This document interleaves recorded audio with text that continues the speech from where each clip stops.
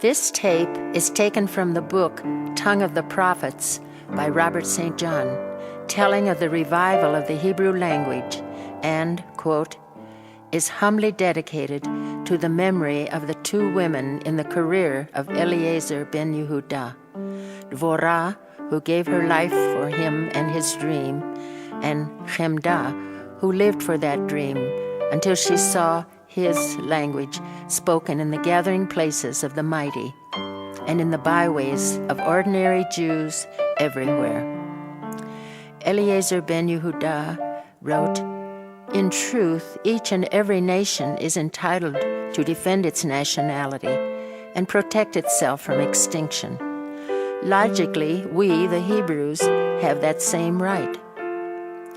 Why should we choke the hope to return and become a nation in our deserted country, which is still mourning its lost children, driven away to remote lands 2,000 years ago?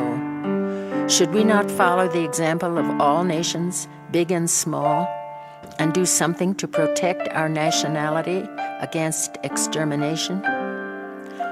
Why should we not lift ourselves up and look into the future, rather than sitting cross-handed and doing nothing which would serve as a basis upon which to build the salvation of our people? If we care at all that the name of Israel should not disappear from this earth, we must create a center for the whole of our people, like a heart from which blood would run into the arteries. Only the settlement of Eretz Yisrael can serve this purpose. Today, as in ancient times, this is a blessed land in which we shall eat our bread not meanly, a fertile land upon which nature has bestowed glory and beauty, a land in which only hard-working hands are needed to make it the happiest of all countries. Now the time has come for us, the Hebrews, to do something positive, creating a society for the purchase of land in Eretz Israel, for the acquisition of everything necessary for agriculture, for the division of the land among Jews already present and those desiring to emigrate, and for the provision of the funds necessary for those who cannot establish themselves independently.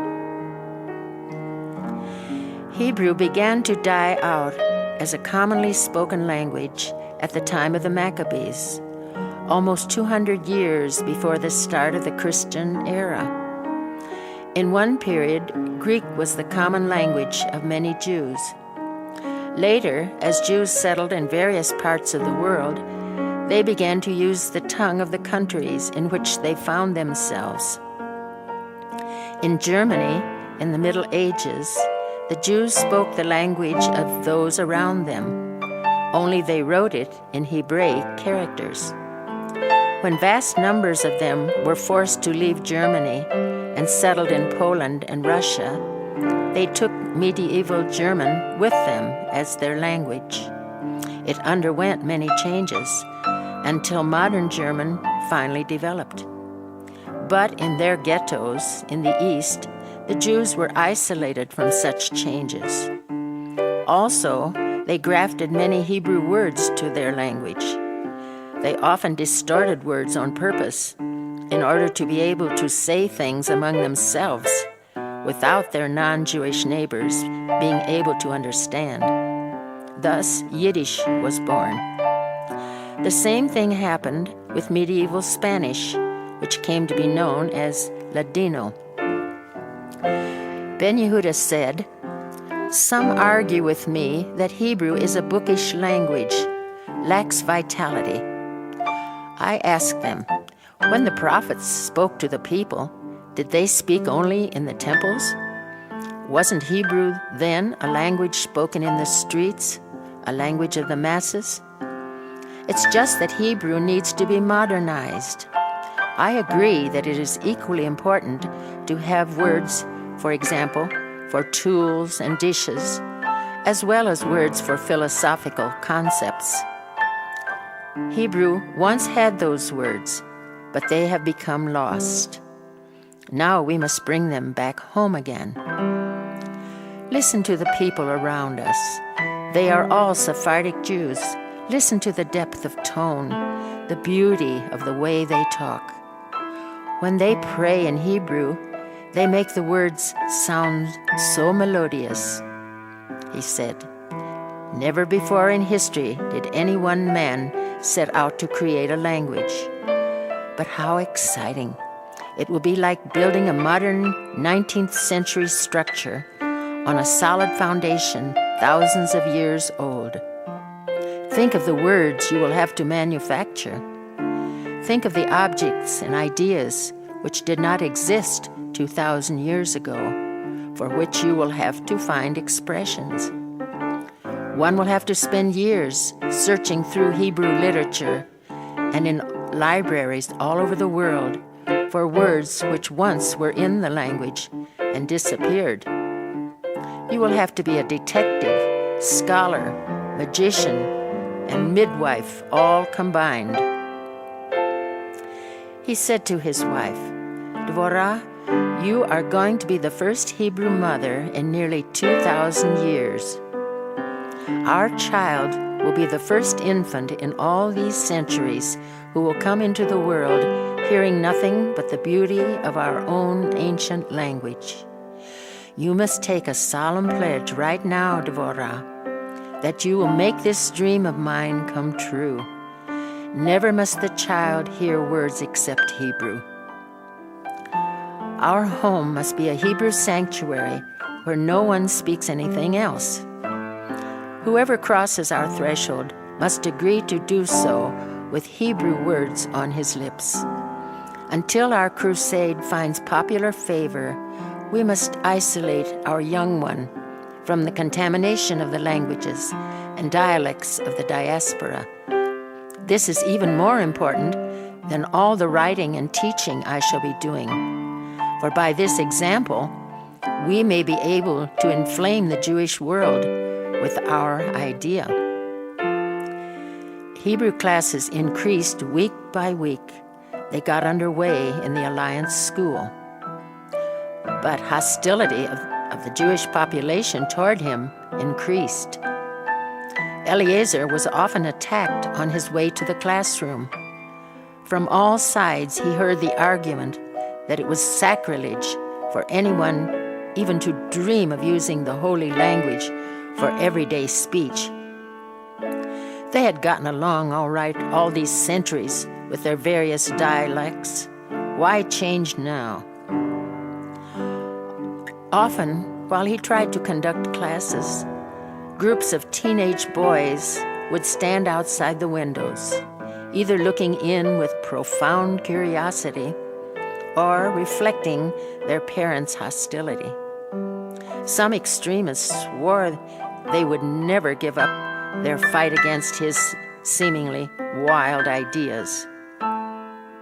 Sometimes Eliezer would go out and try to make friends with these boys.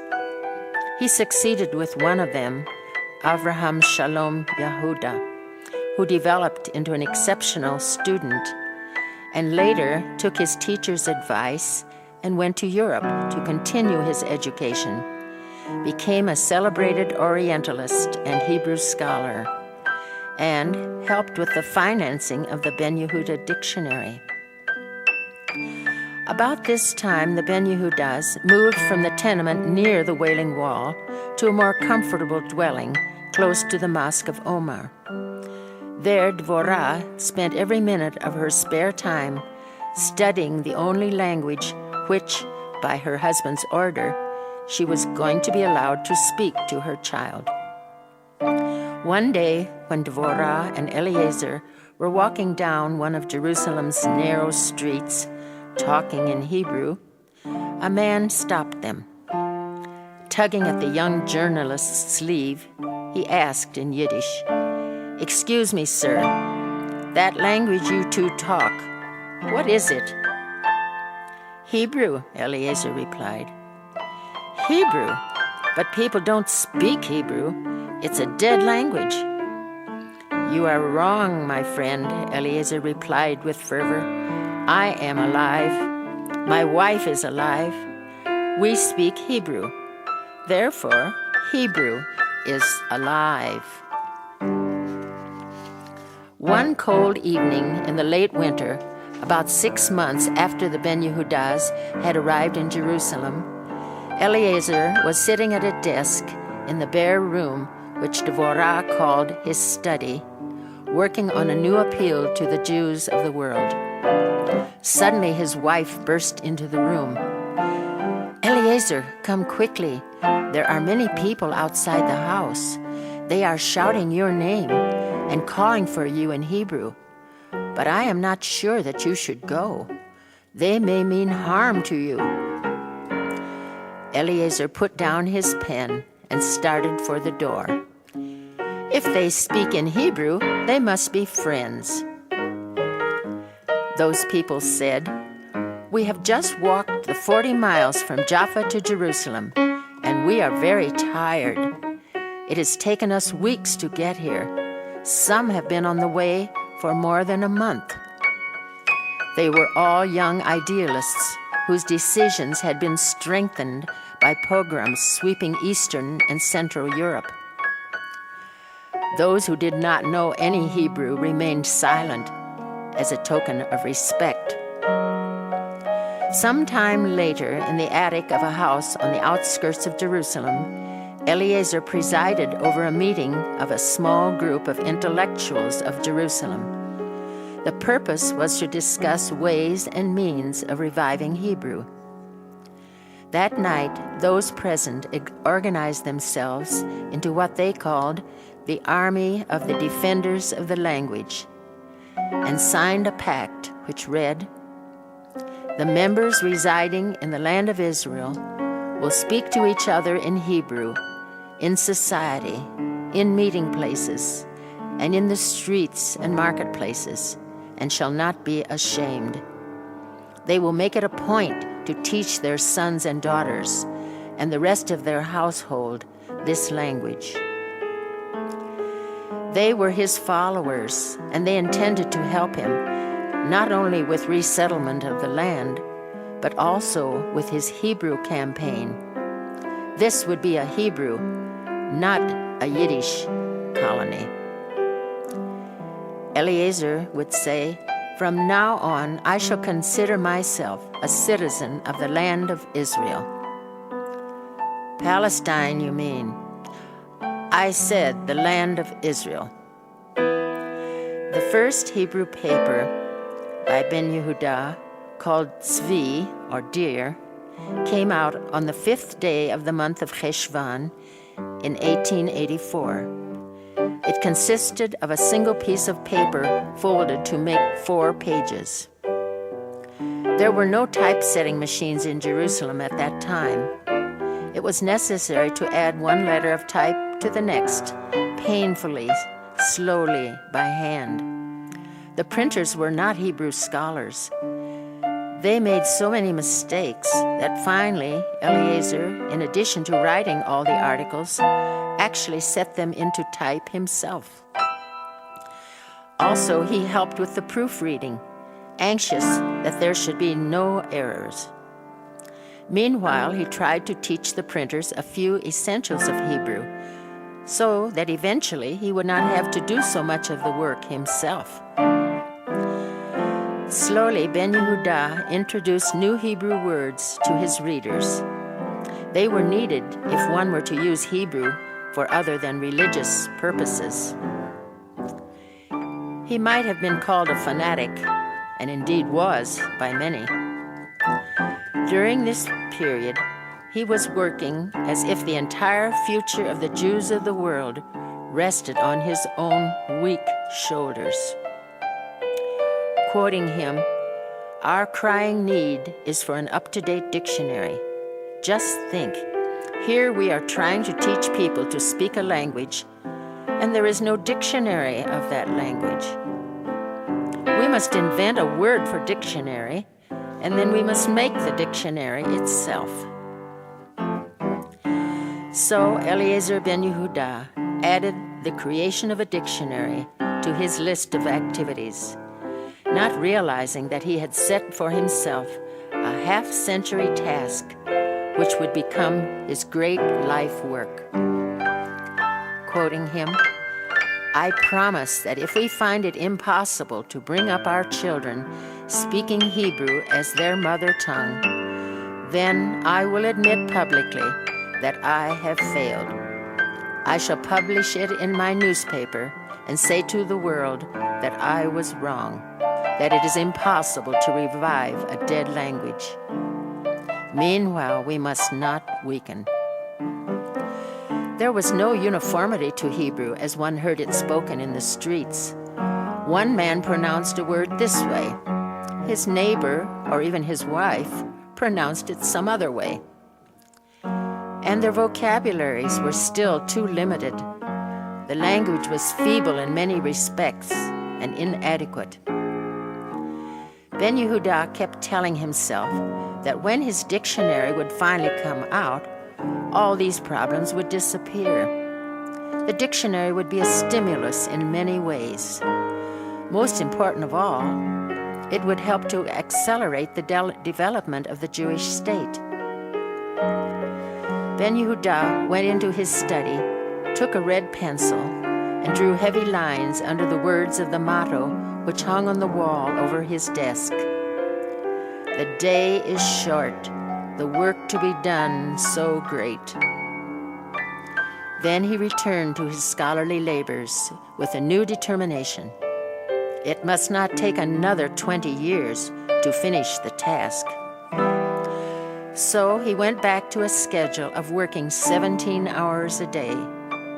He was older now and grew tired more easily, but he found that if he worked for 1 or 2 hours standing up at his bookkeeper-type desk, and then 1 or 2 hours sitting down, he could keep going long into the night without a break. Ben Yehuda's self-imposed task was to take a language which had not been commonly spoken for 2,000 years and popularize it for modern usage, and at the same time to make it adequate for the needs of a complex group of people. It must be made sufficient for intellectuals as well as tillers of the soil. It must be flexible enough for artists, scientists, engineers, and for literary people who wanted all the little nuances and shadings of expression. It must be adequate for ordering groceries, shouting at cattle, and making love. He wanted to keep Hebrew pure, helping make modern Hebrew a consistent and beautiful language without harsh sounds, without words which would grate on the ear because they were inconsistent with the ancient music of the language. In 1881, the year he began his philological labors, Jews were using Hebrew principally as a language in which to pray. It had been kept alive in the Talmudic schools where students were taught to read ancient Hebrew and argue over the meanings of obscure passages in books on biblical law. To make this musty language adequate for common usage, it was necessary to add thousands of words to the vocabulary. It would have been simple for Ben Yehuda or anyone else, when a word was needed, to steal it bodily from some other language. But this would have violated his own rule about keeping Hebrew pure. His first task, therefore, when he was looking for a combination of letters to express a certain object, concept, or idea, was to go back and see if perhaps the word had once existed in Hebrew and had been in common usage, but had disappeared from the language. He went from city to city and from library to library, tracing the ancient Canaanite and Moabite languages. They had been closer to Hebrew than any other, and Ben Yehuda was certain that in them he would be able to find thousands of lost words. But in ancient times, those languages had died completely out. leaving little trace of their once healthy existence. If the word he wanted did not exist in any Semitic language, and if he could find no trace of its ever having existed, then Ben Yehuda would have to do a job of actual word creating. But here again, he would never just put together a combination of sounds which were pleasing to the ear. Instead, he would first look for a Hebrew base, and from that base would evolve the word. In 1917, the dream of Eliezer ben Yehuda began to be cloaked with the garments of reality. It was a year filled with events which would change the history of mankind, and most of them had special significance for this man from Jerusalem, who now lived for three things: to complete his dictionary, to see Israel reestablished, to return home from exile and set foot on the free soil of his own land before he died. The day which Ben Yehuda said no Jew in the world should ever forget was November the 2nd, 1917. It was on November the 2nd that the government of Great Britain came to support these Jews scattered around the world who wanted Palestine proclaimed as the homeland of the Hebrew people. This came into being by the Balfour Declaration, as history would call it. Ben Yehuda called it our Charter of Freedom. It was only a statement of policy on the part of the government in London. It could be repudiated by any subsequent British government, as did actually happen many years later. It could be ignored by other allies. It was no ironclad guarantee of anything. It was only a few sentences on a piece of white paper. But Zionists the world over, on that November day, rejoiced as they had seldom rejoiced before. December the 11th was another day in 1917, which Eliezer ben Yehuda never forgot. That was the day General Edmund Allenby led his British soldiers through the gates of Jerusalem, driving out the Turks, who for more than 400 years had kept the holy city under heel. Another dream came true while Ben Yehuda was in America, when the cornerstone was laid on Mount Scopus for what some people would someday consider the greatest university anywhere in the Middle East. He said, "Great scholars will gather there, and it will be the headquarters for the Academy of Hebrew, which will take over my work on the language, and will see that Hebrew is kept beautiful and pure." The fact that Ben Yehuda assumed that the language would be Hebrew was an indication of how much progress had been made. The war of the languages was over and won. Its literature began to develop. Hebrew theater and songs and operas were coming to life. Many immigrants were dropping names acquired in the diaspora and taking Hebrew names. In those days, there were the first rumblings of trouble between Jews and Arabs. Ben Yehuda pleaded for conciliation. He was a great friend of the Arabs. Through his philological work, he felt more akin to these oppressed Semitic people than most Jews did. He had studied their language and knew the contributions which Hebrew had made to Arabic and Arabic to Hebrew. He called the Arabs our brothers. For years he had been expressing to them his belief that the day would come when both Arabs and Jews would be able to breathe the air of freedom together. On their side, the Arabs respected Ben Yehuda as a scholar and learned man. Most of them were happy over his revival of Hebrew. They liked to hear the language spoken in the streets, regarding it as a sister tongue, much more akin to their own than Yiddish, Ladino, or the talk of Europe. Those who came to the land on a visit were favorably impressed by the progress that had been made. There were Jewish agricultural settlements now in all parts of the country. Hebrew was being taught in many schools by many teachers in the Ben Yehuda manner, without recourse to the use of any other language. Young mothers were even singing Hebrew lullabies to their children. Ben Yehuda had also succeeded in having Hebrew introduced into the curriculum of several of the old theological schools. Nearly everyone wanted to know how the Hebrew dictionary was progressing and how soon it would be ready. The first time such a question was asked, Ben Yehuda answered by pointing to his wife, Chemda, sister of Dvorah, who had passed away, and saying, "It all depends on her." Chemda tried not to show her astonishment. "On her?" someone asked. "Surely she is not going to make the dictionary."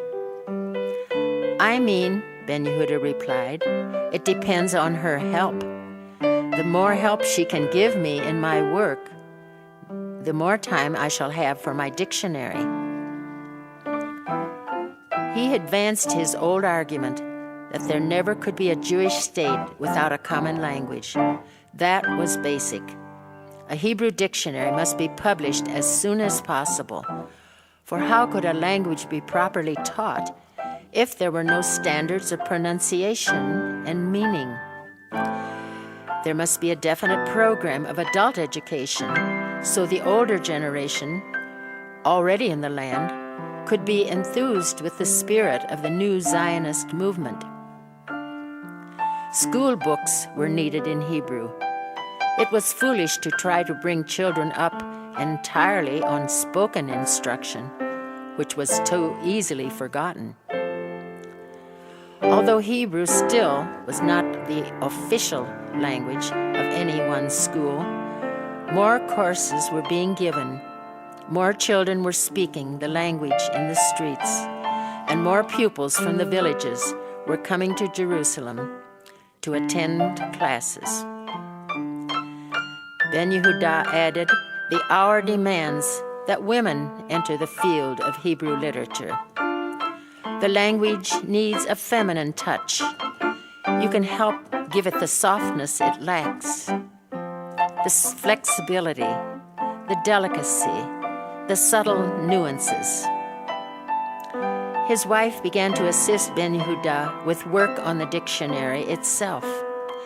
She wrote letters to important personages in Europe, soliciting their support, and even helped search through musty volumes for traces of Hebrew words. The streets of Jerusalem, the marketplaces, the villages scattered over the desert were thronged with other Jews who spoke this same revived language. The Ben Yehuda house and garden echoed all day with the laughter of the children and the babble of Hebrew words, many of which the father had dug out of old books or had actually created.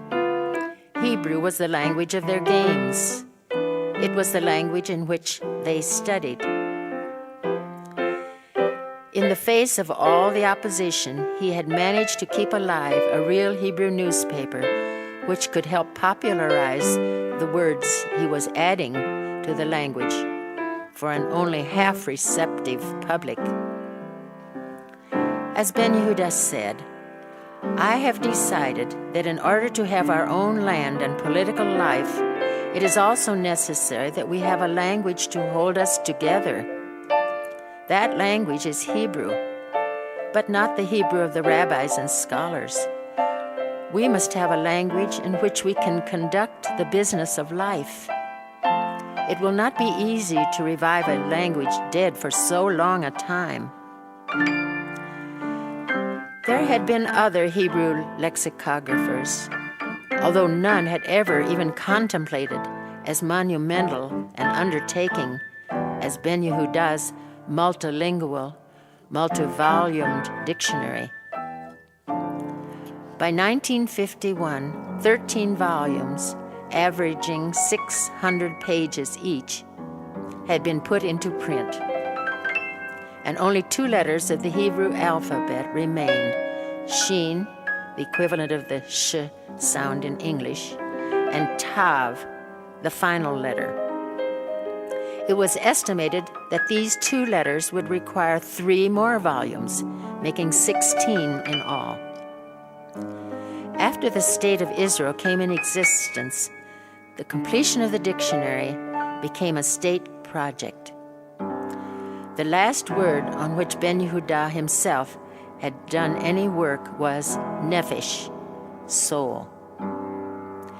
He left, however, most of the material required for the 11 posthumous volumes.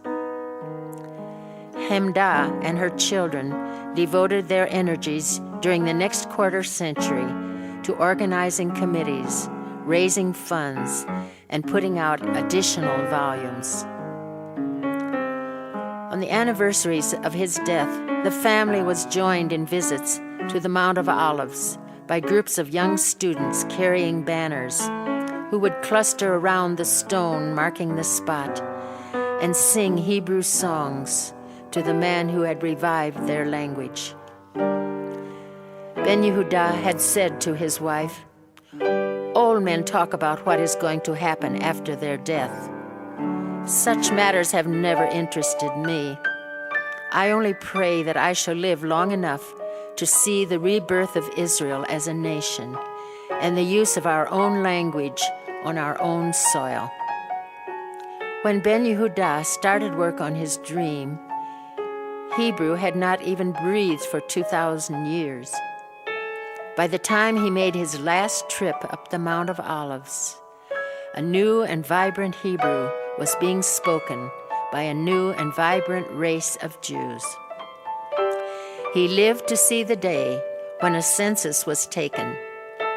Virtually every Jew in the country put down on his form, under mother tongue, the word Hebrew.